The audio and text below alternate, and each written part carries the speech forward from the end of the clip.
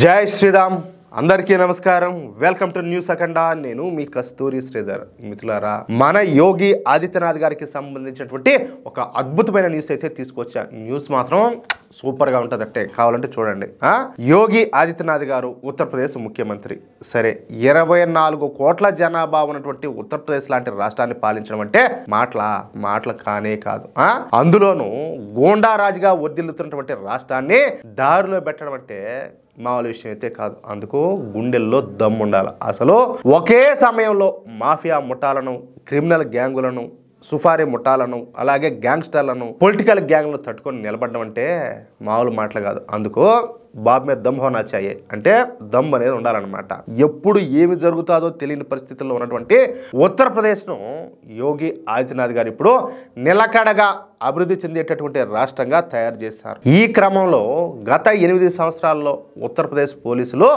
ఏకంగా 14,000 ఎన్కౌంటర్లు నిర్వహించారనమాట ఎన్ని 14,000 అదంతా ఒక ఎత్తు అయితే ఇప్పుడు యోగి ఆదిత్యనాథ్ గారు చేసినటువంటి వ్యాఖ్యలు మరొక ఎత్తు అనమాట దీని అల్టిమేట్ అంటే ఈసారి నేరుగా ఇస్లామిస్టుల గురించి వాళ్ళ ఆలోచనల గురించి వాళ్ళ దురాఘాతాల గురించి యోగి ఆదిత్యనాథ్ గారు నేరుగా ప్రస్తావించారు మొదటిసారిగా ఈ ఇస్లామిస్టులను ఎండగట్టేశారు సరే ఆ విషయం అట్టుంచితే మన ఆర్ఎస్ఎస్ ఇప్పుడు 100 సంవత్సరాలు పూర్తి చేసుకున్న సందర్భంగా దేశవ్యాప్తంగా ఈ ఉత్సవాలంతా కూడా నిర్వహిస్తారు ఈ క్రమంలోనే మన రాష్ట్రీయ స్వయం సేవక్ సంఘ్ ఉత్తరప్రదేశ్లో పెద్ద ఎత్తున తమ కార్యక్రమాలు అయితే నిర్వహిస్తుంది ఇక ఈ సందర్భంగా ఆర్ఎస్ఎస్ నిర్వహించేటువంటి ఒక కార్యక్రమానికి ఉత్తరప్రదేశ్ ముఖ్యమంత్రి అయినటువంటి యోగి ఆదిత్యనాథ్ గారిని ఆహ్వానించినారు ఇక ఈ కార్యక్రమంలో పాల్గొన్నటువంటి యోగి ఆదిత్యనాథ్ గారు మాట్లాడుతా ఎవరు ఎన్ని అనుకున్నా మనది మాత్రం హిందూ దేశమే అంతే కదా కరెక్టే కదా అది అవునా కదా ఒప్పుకుంటారా లేదా ఈ మాటత అందుకే మన దేశాన్ని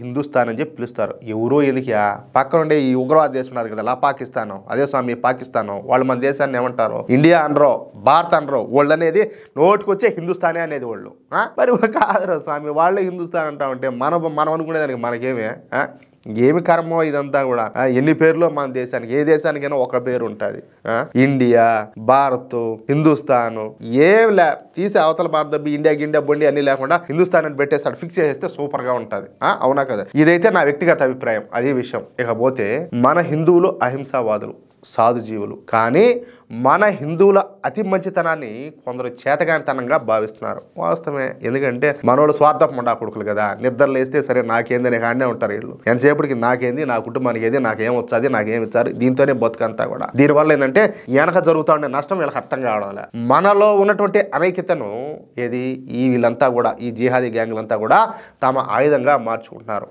ముఖ్యంగా పొలిటికల్ ఇస్లాం అనేది మన దేశానికి అత్యంత ప్రమాదకరమైనటువంటి అంశం ఈ పొలిటికల్ ఇస్లాం అనేది ఒక రాడికల్ సంఘం లాంటిది అనమాట ఈ ముప్పుతోనే మన పూర్వీకులంతా కూడా పోరాడినారు తమ ప్రాణాలు సైతం అర్పించినారు అయితే దాని గురించి అంతగా చర్చ జరగల చరిత్రలో బ్రిటిషు ఈ ఫ్రెంచ్ వలసదారుల ప్రస్తావన ఉన్నప్పటికీ కూడా పొలిటికల్ ఇస్లాం పైన ప్రస్తావన అనేది చాలా తక్కువగా వచ్చింది అవును వాస్తవే ఇప్పుడు అంతెందుకు స్వాతంత్ర దినోత్సవం వస్తుంది ఎంతసేపటికి ఈ విధంగా బ్రిటిషర్లు మన దేశాన్ని పరిపాలించినారు మనోళ్ళంతా కూడా వాళ్ళందరినీ తరిమి కొట్టినారు మన స్వాతంత్రాన్ని తెచ్చిపెట్టారని చెప్పినారే కానీ బ్రిటిషర్లకు ముందు మొగలాయిలు ఉన్నారు కదా ఎవరి తురకోళ్ళంతా కూడా వాళ్ళంతా మన దేశానికి ఎంత నష్టం చేశారు మన హిందువులను ఎంతమంది చెప్పినారు మన దేవాలయాలను ఎన్నిట్లు ధ్వంసం చేశారు మన సంపదను ఎంత దోచుకోపోయినారని చెప్పేసి ఏమన్నా ఉండదా మన దగ్గర ఏమన్నా చదివిపించారా చదివిలా పైగా ద గ్రేట్ అక్బర్ వాడు వీడు ఆ బొక్కడు బొసాడాగాడు ఆ వాడెవడు ఆ టిప్పు సుల్తాన్ గాడు వాళ్ళు ఏదో పెద్ద గొప్ప ముండా కొడుకున్నట్టు వాళ్ళ గురించి ఏదో మన దగ్గర గొప్పగా చదివిపించారు చూపించినారు ఇంకేం చేయాలి కర్మ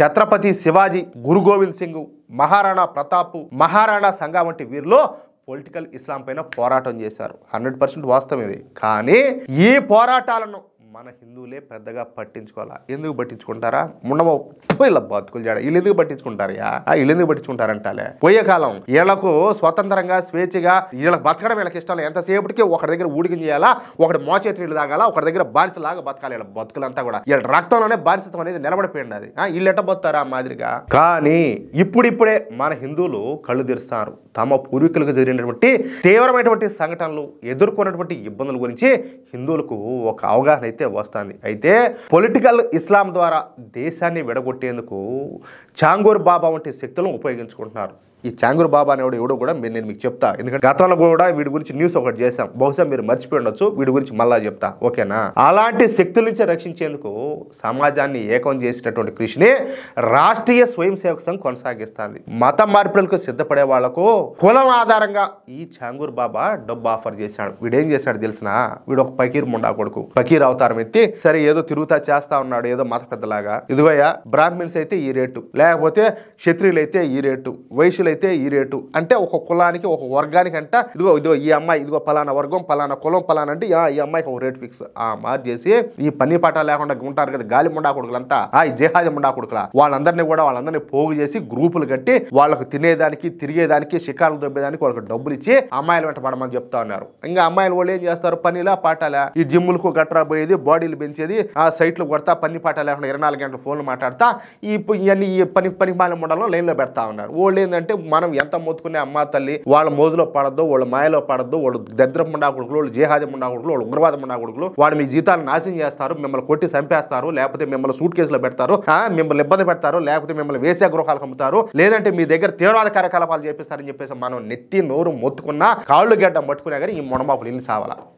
అలాంటి వాళ్ళందరికీ వీడు టీం లీడర్ అనమాట. ఎవడు? ఈ చాంగురు బాబా అనేవాడు. ఈ క్రమంలో వాడు కొన్ని 100 కోట్లు అన్ని కూడా తెప్పించాడు విదేశాల నుంచి, తెలిసిన అలాంటి వాడు అనమాట వీడు. అయితే ఈ డబ్బు ఎక్కడి నుంచి వస్తుందో ఎవరికి కూడా తెలియదు. కానీ మీకు తెలియనటువంటి విషయం ఏంటంటే ఈ డబ్బులన్నీ కూడా ఎక్కడో విదేశాల నుంచి రావడం లే. బాగా గుర్తుపెట్టుకోండి ఈ మాట, బాగా వినాలా. మీ జేబుల్లో నుంచే వస్తున్నాయి. 100% కరెక్ట్ ఈ మాట, 100% కరెక్ట్. మీరు ఏదైనా వస్తువులు కొన్నప్పుడు దానిపైన హలాల్ సర్టిఫికేట్ ఉందో లేదో ఒకసారి చూసుకోవాలా, ఖచ్చితంగా చూడాలా. అలా హలాల్ సర్టిఫికేట్ లేని వస్తువునే మీరు కొనుగోలు చేయండి. ఇందులో ఆశ్చర్యకరమైనటువంటి విషయం ఏంటంటే హలాల్ సర్టిఫికేట్ ఉన్నటువంటి వస్తువుల్లో ఈ సబ్బులు, దుస్తులు, అగ్గిపెట్లు ప్రతి ఒక్కటి ఉన్నాయి, ఆహార ధాన్యాలు ప్రతి ఒక్కటి ఉన్నాయి. మనం హలాల్ అంటే కేవలం చికెనో మటనో ఏదో అనుకుంటాం, అట్ట కాదు. ఇప్పుడు సబ్బులకు అగ్గిపెట్లు కూడా హలాల్ మార్కేస్తారు. అగ్గిపెట్టి అంటే దానికి ఏం హలాల్ అంటే ఎట్ట అంటే ఒకసారి గీసి మళ్ళీ దాంట్లో పెడతారా హలాల్ అంటే? లేకపోతే ఏమైనా డిక్కీలో పెట్టుకొని ఆడ పెడతారా? ఏం చేస్తారు హలా అంటే? అందుకే ఈ హలాల్ సర్టిఫికెట్ను ఉత్తరప్రదేశ్లో రద్దు చేసి అవతల భారతదేశం కేంద్రం నుంచి లేదా రాష్ట్రం నుంచి ఎలాంటి అనుమతులు తీసుకోకుండానే హలాల్ సర్టిఫికేషన్ పేరుతో 25,000 కోట్ల రూపాయలు పోగు చేశారు. ఎంత? 25,000 కోట్ల రూపాయలు. ఏం మామూలు 25,000 కోట్లతో ఎన్ని చేయొచ్చా? ఎన్ని దారుణాలు చేయొచ్చా? ఒకసారి ఆలోచించండి మీరు. ఇక ఈ డబ్బును ఉగ్రవాదం, లవ్ జిహాదు, మత మార్పిడి కోసం ఖర్చు చేస్తారు.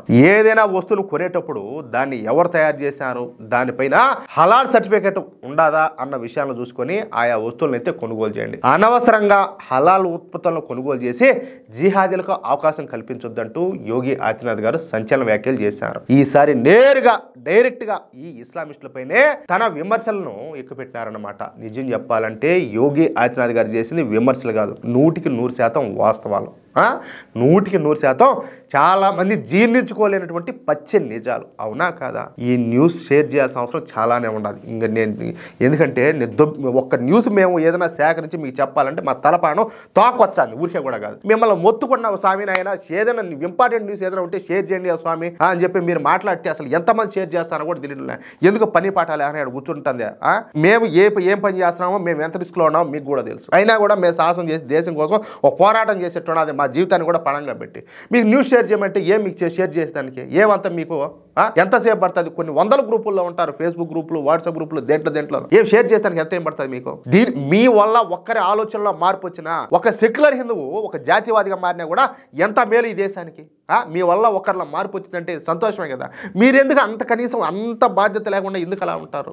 దయచేసి ఆలోచించండి. అలాగే ప్రతి ఒక్కరు కూడా ఈ వీడియోకి సంబంధించి మీ యొక్క అమూల్యమైనటువంటి అభిప్రాయాలను తప్పనిసరిగా కామెంట్ రూపంలో తెలియజేయండి. అలాగే ఇంతవరకు మీరు కనుక మన ఛానల్ను సబ్స్క్రైబ్ చేసుకున్నట్లయితే ప్రతి ఒక్కరు కూడా మన ఛానల్ను సబ్స్క్రైబ్ చేసుకోండి, సపోర్ట్ చేయండి ప్లీజ్. జై శ్రీరామ్, జై హింద్.